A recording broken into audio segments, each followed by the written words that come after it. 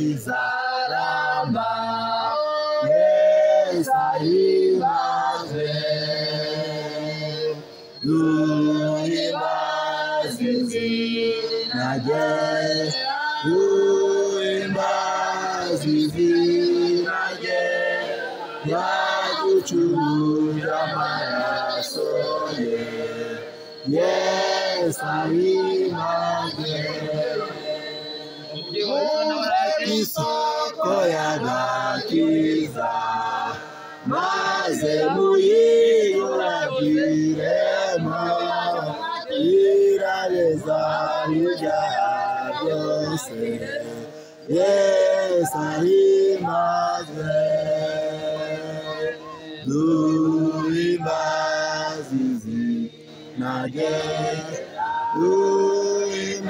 duhimbazizi nage yaduchunguje amaraso ye Yesu ahimbazwe.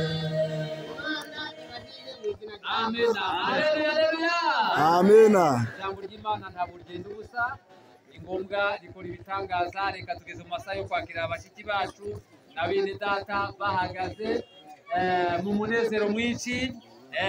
Ngaho muhagarare tubakire, muze hano kabisa, tubakire neza ibyishimo Engope Imana kutunanura neza gutyo kabisa, gutyo Imana yacisha imbaze cyane, ibintu ni byiza kabisa.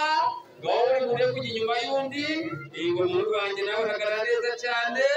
Uyu nawe umusore mwiza cyane, tate we yananiwe nta kibazo. Akabando ke kariye, akabando karitse muze kariye. Haleluya. Amen. Aba bantu tugiye kubakira, iyo yendose tugiye kubakira, ariko twarebe turabasengera amasengesho akomeye.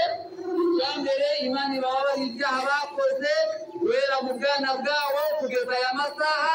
Iyi tariki ya none tariki ngahe 30 mu mwezi kwezi kwa gatanu 2025. Imana ibababarire. Icya kabiri, bandike mu gitabo cy'ubugingo. Icya gatatu, nabo bazahabwa kuri ya mazu y'abakiranutsi bazahabwa. Izina ry'Imana rihabwa. Amena. Bakire rimwe kabiri gatatu ababyeyi bonyine. Bakire Imana ibamugisha mu izina rya Yesu. Amena. Ongera tena. Bakire Imana ibamugisha mu izina rya Yesu. Amena. Bangana abantu bari kubona turi hano ni bangahe mubambwire?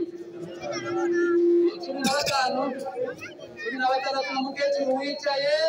Uyu munsi wa none tariki 30 mu mwezi kwezi kwa gatanu, ari ngope habere igiterane kiza. Imana idukora ibitangaza n'ibikomeye. Tubonye umusaruro w'abantu 15 nabo bagiye guhagarara neza ku bugorozi.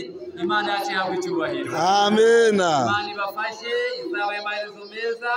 Muzahagarare ku nyanja y'ibirahuri mu izina rya Yesu. Amena. Mupfukame dusenge.